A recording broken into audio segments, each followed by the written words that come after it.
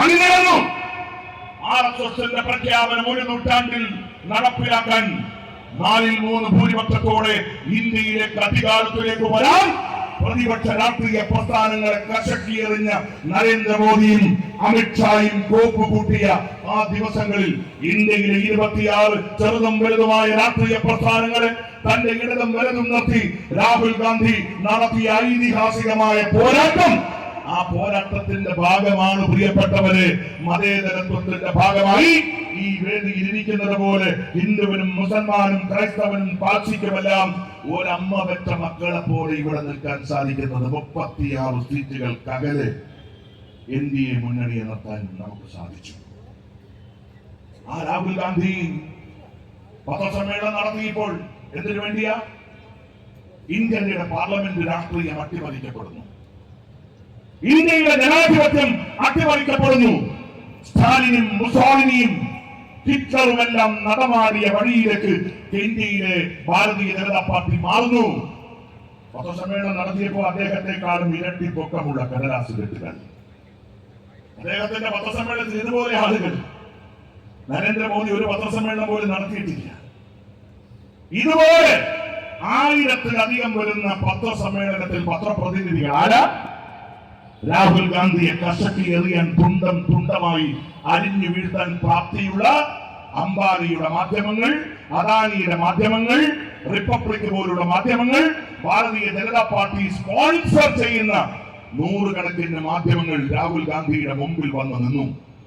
രാഹുൽ ഗാന്ധി കടലാസ് കെട്ടുകൾ കാണിച്ചു പറഞ്ഞു, ഇന്ത്യയുടെ ഇലക്ഷൻ കമ്മീഷനുള്ള വിശ്വാസം നഷ്ടപ്പെട്ടിരിക്കുന്നു. ഇലക്ഷൻ കമ്മീഷൻ ഇന്ത്യയുടെ ജനാധിപത്യത്തെ അട്ടിമറിക്കുന്നു. ഒരൊറ്റ ഉദാഹരണം ഞാനതിൽ സൂചിപ്പിക്കാം. കർണാടകയിലെ സെൻട്രൽ ബാംഗ്ലൂർ എന്ന് പറയുന്ന ലോക്സഭാ മണ്ഡലം, 7 നിയമസഭാ മണ്ഡലങ്ങൾ, അതിൽ 6 എണ്ണത്തിന്റെ വോട്ടെണ്ണൽ പൂർത്തിയായി. കോൺഗ്രസിന്റെ സ്ഥാനാർത്ഥി 85,000 വോട്ടുകൾക്ക് ലീഡ് ചെയ്യുന്നു. ഇനി ഒറ്റ നിയമസഭാ മണ്ഡലം എന്തു വന്നാലും കോൺഗ്രസ് സ്ഥാനാർത്ഥി വിജയിക്കും. 8ാമത്തെ മണ്ഡലം മഹാദേവപുരം മണ്ഡലം വോട്ടെണ്ണൽ ആരംഭിച്ചു, വോട്ടെണ്ണൽ നിർത്തിവെച്ചു. 1 മണിക്കൂറിന് ശേഷം വോട്ടെണ്ണൽ പുനരാരംഭിച്ചു. ആരംഭിച്ചപ്പോ 35,000 വോട്ടുകൾക്ക് BJPയുടെ സ്ഥാനാർത്ഥി വിജയിച്ചു. ഒരു കൊച്ചു നിയമസഭാ മണ്ഡലത്തിൽ 1,14,000 വോട്ടുകൾ അട്ടിമറിക്കപ്പെട്ടു.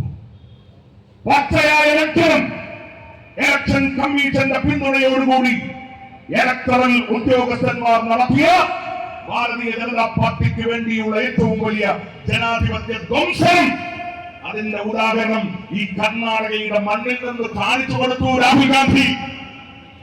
1000 BJPയുടെ മാധ്യമ പ്രവർത്തകന്മാരുടെ മുമ്പിൽ ഇടനെഞ്ചു പൊട്ടാതെ രാഹുൽ എന്ന ഇന്ത്യയുടെ ധീരൻ ആ വാർത്താ സമ്മേളനം നടത്തിയപ്പോ ഇന്ത്യയിലെ BJPക്കാരോട് ഞങ്ങൾ ചോദിക്കട്ടെ, നരനായി, നരിയായി, നരസിംഹമായി 1000 ജന്മം ജനിച്ചാലും മിസ്റ്റർ നരേന്ദ്രമോദി അങ്ങേക്ക് രാഹുൽ ഗാന്ധിയുടെ ഒരു രോമത്തിന് പകരമാകാൻ സാധിക്കില്ല എന്ന് ഈ രാജ്യം പ്രഖ്യാപിച്ച നിമിഷങ്ങളാണ് നമ്മുടെ മുമ്പിൽ കടന്നു വന്നത്.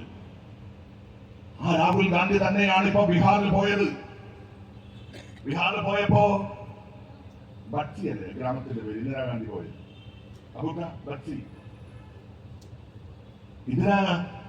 ഈ ബീഹാറിന് ഭയങ്കര പ്രാധാന്യമുണ്ട്. ഞാനിതിങ്ങനെ ആലോചിക്കും, എന്തിനാ ബീഹാറിൽ ഇത്രയധികം 16 ദിവസം രാപ്പകൽ വ്യത്യാസമില്ലാതെ രാഹുൽ ഗാന്ധി ബീഹാറിന്റെ മണ്ണിൽ? കോൺഗ്രസ് വളരെ കുറച്ച് സീറ്റുകളിൽ മാത്രം മത്സരിക്കുന്ന ബീഹാർ, ഇന്ത്യ മുന്നണിയിലെ ഏറ്റവും പ്രധാനപ്പെട്ട ഘടകകക്ഷികളിൽ ഒരാളായ ജനതാദൾ എന്ന് പറയുന്ന രാഷ്ട്രീയ പാർട്ടി, ലലു പ്രസാദ് യാദവിന്റെ മകൻ തേജസ്വി യാദവിന്റെ നേതൃത്വത്തിലുള്ള പാർട്ടി. ആ പാർട്ടിയാണ് മുഖ്യമന്ത്രിയാവുക. ആ പാർട്ടിയാണ് ഏറ്റവും വലിയ പാർട്ടി. അതിന്റെ ഘടകകക്ഷി മാത്രമാണ് കോൺഗ്രസ്. പക്ഷെ ബീഹാറിലേക്ക് രാഹുൽ ഗാന്ധി പോയപ്പോ തേജസ്വി പോലും രാഹുലിന്റെ പിന്നിൽ അണിനിരന്നു. രാഹുലാണ് നായകൻ. ബീഹാറിന്റെ മണ്ണിനെ മാറ്റിമറിക്കാൻ, ബീഹാറിന്റെ കോട്ടകോത്തളങ്ങൾ ഇളക്കാൻ ശേഷിയുള്ള ഇന്ത്യൻ ജനാധിപത്യത്തിന്റെ രാജകുമാരൻ രാഹുലാണെന്ന് ബീഹാർ പറഞ്ഞു. കാരണം എന്താ? ബീഹാറിന് ആ രക്തവുമായി ഒരു ആത്മബന്ധമുണ്ട്. ഇന്ദിരാഗാന്ധി ബൻസി എന്ന് പറയുന്ന ഗ്രാമത്തിൽ പോയ കഥ പറഞ്ഞതിൽ തെറ്റുണ്ടെങ്കിൽ ക്ഷമിച്ചോളണം. എന്താ കാര്യം? 11 ദളിത് ദന്മാർ ഒരു